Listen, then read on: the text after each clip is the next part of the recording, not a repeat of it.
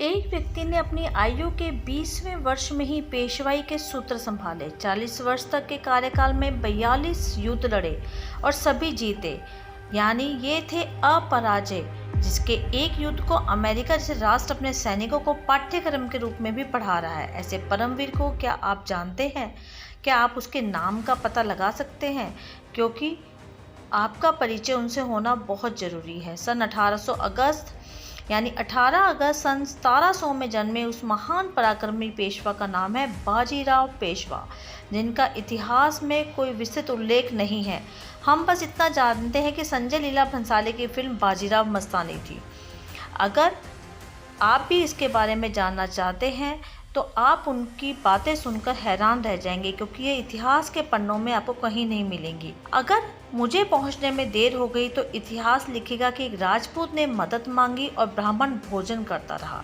ऐसा कहते हुए भोजन की थाली छोड़कर बाजीराव अपनी सेना के साथ राजा छत्रसाल की मदद को बिजली की गति से दौड़ पड़े। धरती के महानतम योद्धाओं में से एक अद्वितीय, अपराजय, अनुपम योद्धा बाजीराव बल्लाल। छत्रपति शिवाजी महाराज का हिंदवी स्वराज का सपना जिसे पूरा कर दिखाया वो थे बाजीराव बल्लाल भट्ट जी। अटक से कटक तक, कन्याकुमारी से सागर माथा तक केसरिया लहराने वाले हिंदू स्वराज लाने को सपने को पूरा किया ब्राह्मण पेशवाओं ने, खासकर पेशवा बाजीराव प्रथम ने।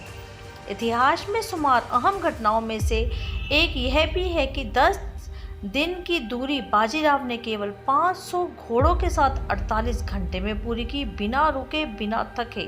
देश के इतिहास में अब तक 2 आक्रमण सबसे तेज माने जाते हैं। एक अकबर का फतेहपुर से गुजरात के विद्रोह को दबाने के लिए 9 दिन के अंदर वापस गुजरात जाकर हमला करना, और दूसरा बाजीराव का दिल्ली पर हमला। बाजीराव दिल्ली तक चढ़े आए थे। आज जहां तालक कटोरा स्टेडियम है, वहां बाजीराव ने डेरा डाला।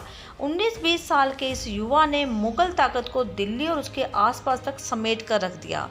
3 दिन तक दिल्ली को बंधक बनाकर रखा। मुगल बादशाह की लाल किले से बाहर निकलने की हिम्मत तक नहीं हुई।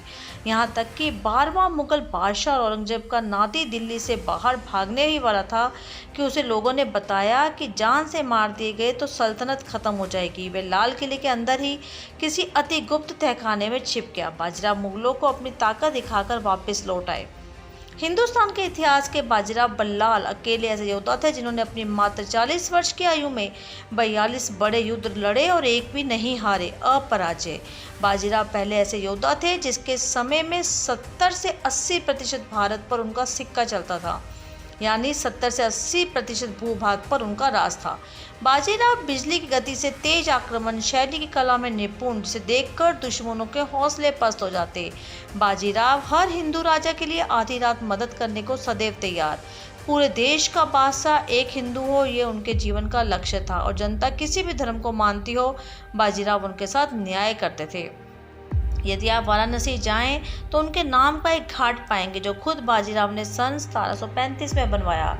दिल्ली के बिरला मंदिर में जाएं तो उनकी एक मूर्ति आप देखेंगे। कच्छ में जाएं तो उनका बनाया आईना महल पाएंगे। पूना में मस्तानी महल और शनिवार बाड़ा पाएंगे।